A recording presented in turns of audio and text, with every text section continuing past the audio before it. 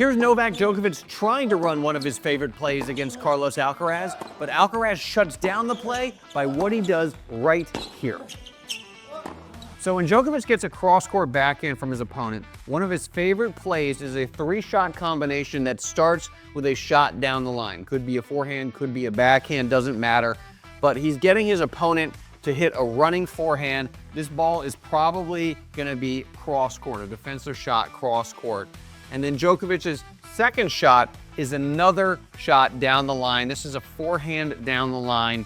And the goal now is to get his opponent hitting a running backhand. So because his opponent has run to the forehand corner and now back into the backhand corner, this is probably gonna be a pretty defensive backhand cross court. And so Djokovic is gonna be able to slide all the way around, and instead of hitting a backhand, he's got another forehand, and from here, he's on offense. He can go inside in, he can go inside out, and he's got his opponent on the run. And here we see Djokovic running this play against Tomasz Mahacz.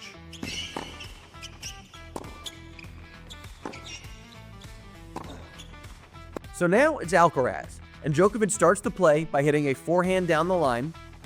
Alcaraz runs over and defends cross court, and then Djokovic moves over and rips his forehand down the line, and he gets Alcaraz on the dead run.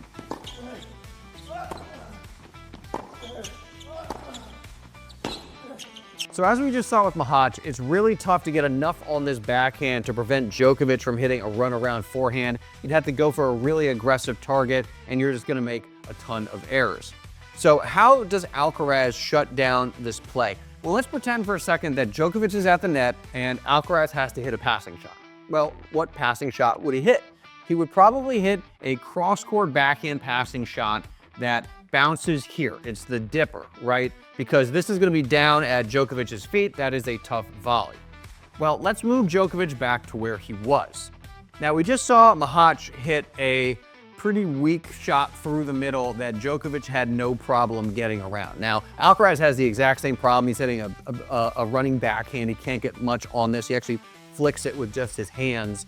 And so if you aim for this target here, and because you've got the angle, you can see the ball has tailed away. Djokovic has this extra distance to cover, and that prevents him from running around his backhand and hitting a forehand. And there's the added advantage of, because the ball bounced here, it will have dipped by the time Djokovic gets to it. Remember, there's not much pace on this backhand Alcaraz hit, so it has dipped, and now Djokovic cannot go on offense. He can't rip this backhand down the line or cross court because he has to get it up and down. So Alcaraz has reset the point to neutral, but then he overhits a couple shots later.